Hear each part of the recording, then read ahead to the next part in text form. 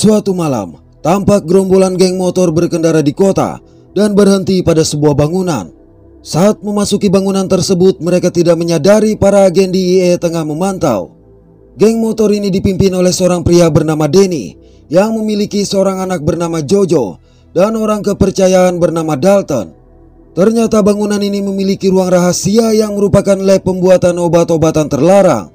Terungkap bahwa mereka adalah sindikat pengedar narkoba internasional. Malam itu Dalton tampak menghubungi seseorang yang akan menerima 50 paket narkoba dari mereka. Dalton memastikan kepada Denny bahwa paket itu akan dikirim ke luar negeri menggunakan pesawat dengan pilot yang sudah mereka suap. Mendengarnya, Denny pun memerintahkan mereka bersiap-siap. Namun bersamaan dengan itu, para agen DIE yang menerobos masuk langsung melakukan penangkapan. Sayang anggota Denny melakukan perlawanan sehingga kekacauan pun terjadi. Melihat Dalton yang justru menyerang anggotanya, Denny menyadari Dalton adalah anggota DIE yang menyamar, sehingga menjadi sangat marah dan mengajak Jojo melarikan diri. Dalton terpaksa melepaskan mereka lantaran harus membantu rekan yang terluka. Tak lama kemudian tiba-tiba, sesaat setelah ledakan terjadi, Denny dan Jojo kabur menggunakan sebuah mobil sehingga Dalton segera mengejar. Cukup lama mengejar, Dalton akhirnya berhasil menghentikan pelarian keduanya. Dalton lantas dengan cepat menarik Denny keluar dari mobil dan menahannya. Namun Jojo menolak untuk meletakkan senjata kendati melihat para polisi mengepungnya. Jojo bahkan melakukan gerakan mencurigakan sehingga tanpa ampun polisi memberondongnya. Melihat putranya tewas, sontak Denny sangat murka. Dan saat polisi menyeretnya, Denny bersumpah akan membalas dendam kepada Dalton.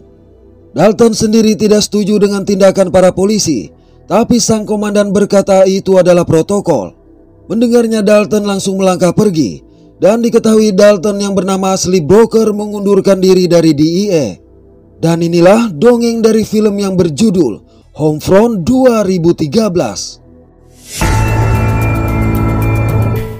2 tahun kemudian, pada sebuah sekolah di kota Louisiana, seorang gadis kecil bernama Maddie tampak asik bermain seorang diri. Namun tiba-tiba ia diganggu oleh seorang bocah yang merebut topi dan mendorongnya. Maddie awalnya dengan baik-baik meminta topinya dikembalikan, tapi bocah ini menolak sehingga tanpa diduga, setelah mematahkan hidung bocah itu, Maddie pun langsung pergi. Di tempat berbeda, terlihat Broker tengah merenovasi rumah dengan dibantu oleh seorang teman bernama Tido. Di tengah pekerjaan mereka, Broker mendapat telepon dari sekolah terkait perkelahian Maddie, sehingga bergegas pergi ke sana.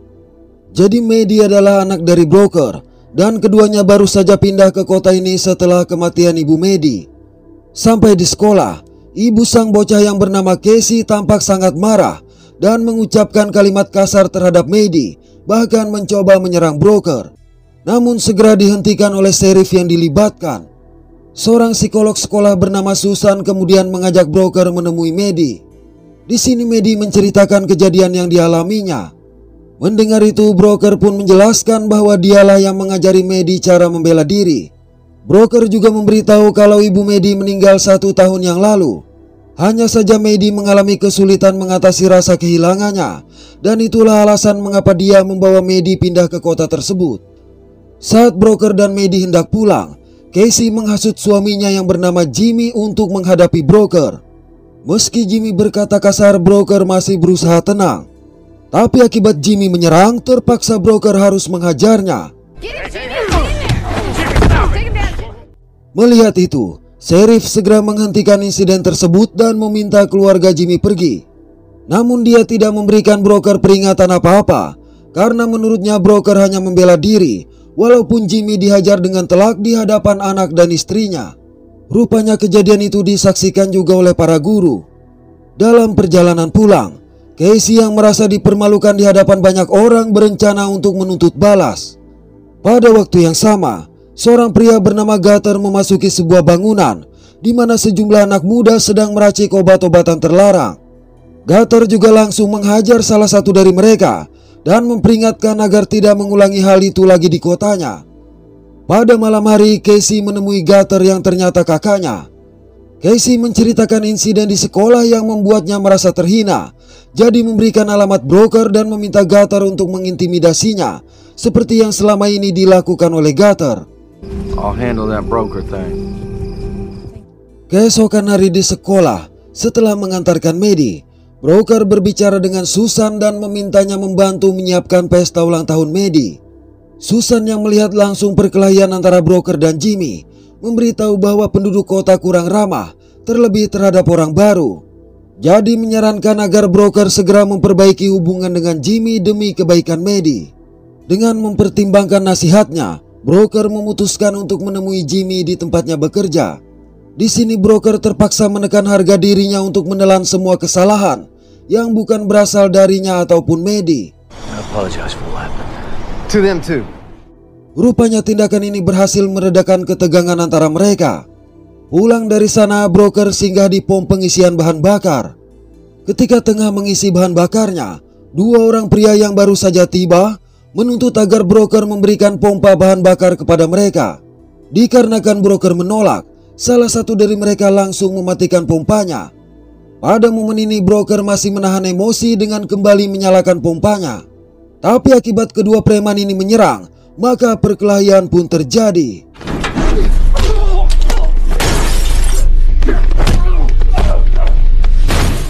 Tidak sulit bagi broker menaklukkan kedua bandit yang akhirnya terkapar ini. Broker kemudian mencoba bertanya siapa yang mengirim mereka, tapi orang-orang itu menyangkal dikirim oleh siapapun. Tak berselang lama, Gutter yang berada di sebuah lab mendapat kabar mengenai serangan itu.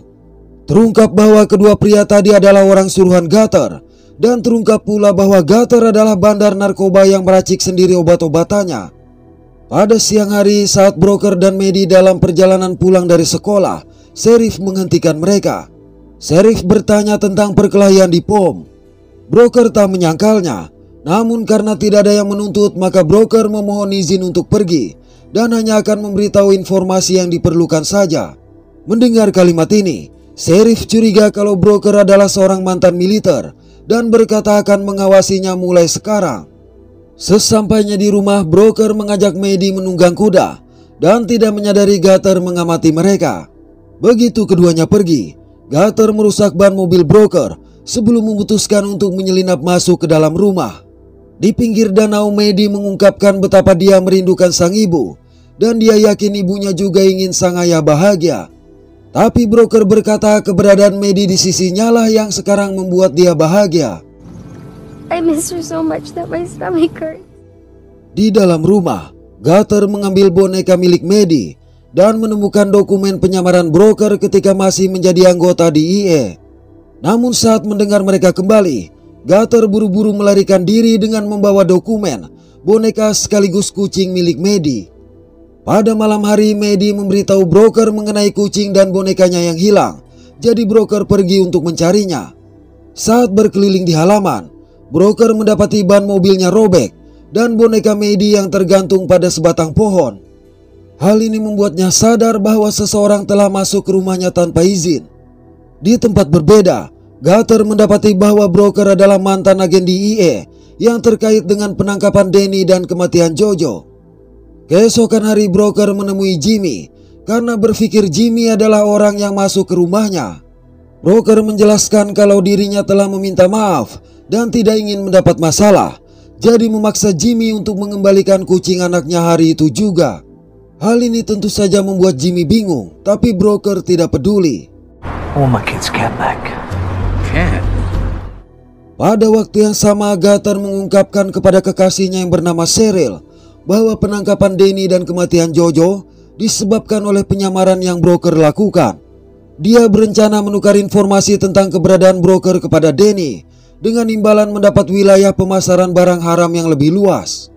Untuk itu, Gutter meminta Cheryl berbicara kepada pengacara Danny. Malam itu Cheryl bertemu dengan sang pengacara dan menyerahkan dokumen rahasia milik broker. Melihat dokumen tersebut, maka pengacara ini segera menunjukkannya kepada Danny yang berada di penjara, dan tentunya membuat amarah Danny kembali menyala sehingga memerintahkannya untuk membereskan broker. Keesokan hari di sekolah, Broker dan Maddie bertemu dengan Casey dan anaknya.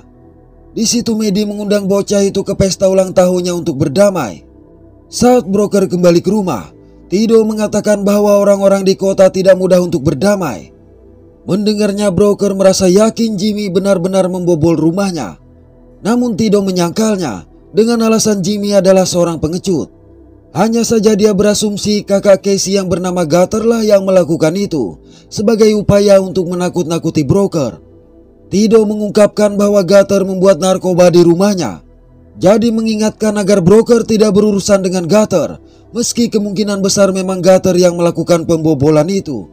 Pada akhir minggu, pesta ulang tahun Maddie berjalan lancar, di mana dia dan anak Casey secara bertahap menjadi teman.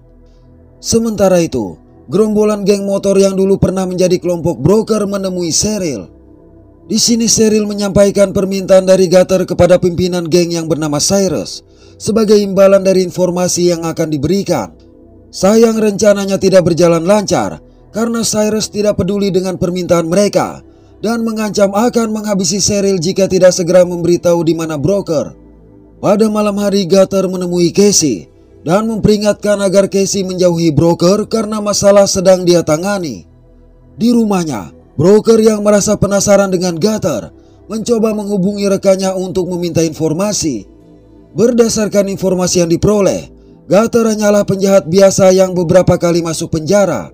Namun terungkap kalau pacar Gutter adalah mantan anggota geng motor yang dulu dipimpin oleh Danny. Dan baru-baru ini Cheryl bersama anggota geng motor tersebut terlihat di kota tempat kediaman Broker. Hal ini tentunya membuat Broker mengkhawatirkan keselamatan Maddie, sehingga keesokan pagi ia pergi menemui Gutter yang sedang sarapan bersama Cheryl. Dalam pertemuan pertama ini, Broker dengan tegas menyarankan agar Gutter tidak melibatkan anaknya bila memang memiliki masalah dengannya. Jadi siapapun yang akan datang lagi ke rumahnya maka akan berhadapan dengan dia. Sayang Broker tidak mengenali kalau wanita yang bersama Gutter adalah Cheryl. Tapi saat keluar dari restoran tersebut, Broker menerima kiriman foto Cheryl dari rekannya. Hal ini menyadarkan Broker bahwa tindakan Gutter bukan sekedar untuk mengintimidasinya dan jelas terlibat dengan kedatangan mantan geng motornya di kota tersebut. Oleh sebab itu Broker memutuskan pergi untuk menyelidiki rumah Gutter. Pada bagian belakang rumah, Broker menemukan sebuah bengkel perahu yang di dalamnya terdapat sebuah lab. Dan benar saja, Broker menemukan sejumlah besar obat-obatan terlarang yang disembunyikan di sana. Untuk itu dia menyiapkan peledak dari bahan kimia yang ada di sana. Ketika akan pergi, Broker menemukan kucing milik Maddie. Namun bersamaan dengan itu, baru saja mengalahkan pria tersebut, Broker melihat kucingnya pergi sehingga segera mengejar. Malang tanpa diduga seseorang menghajarnya hingga tumbang. Tak lama kemudian, Broker mendapati dirinya disiksa oleh orang yang sebelumnya dia hajar di pom pengisian bahan bakar. Mereka terus menyiksanya, sembari berkata mereka tidak percaya kalau Broker adalah polisi seperti rumor yang beredar. Mereka bahkan mengancam akan menyakiti putrinya. Mendengar itu, secara mengejutkan Broker menyerang.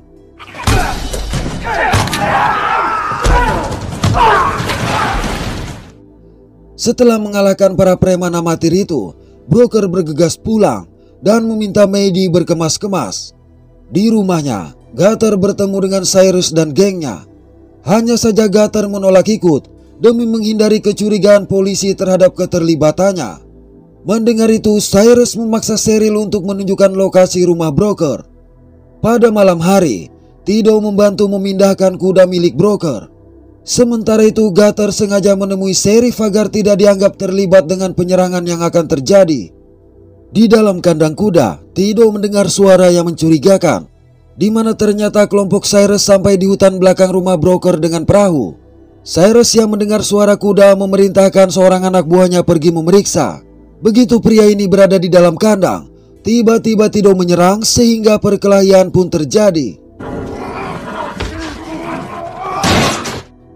Setelah berhasil menghabisi pria itu dengan garpu rumput, Tido segera memperingatkan Broker dengan menekan klakson mobilnya. Malang seorang anak buah Cyrus menembaknya.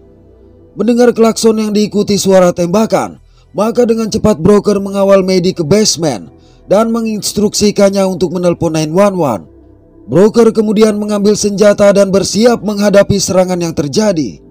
Ketika kelompok Cyrus mendobrak pintu, broker yang telah siap langsung menyerang sehingga kekacauan tak dapat dihindari.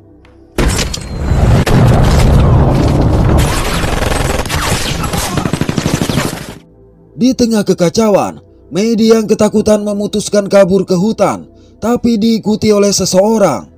Melihatnya, broker segera mengejar.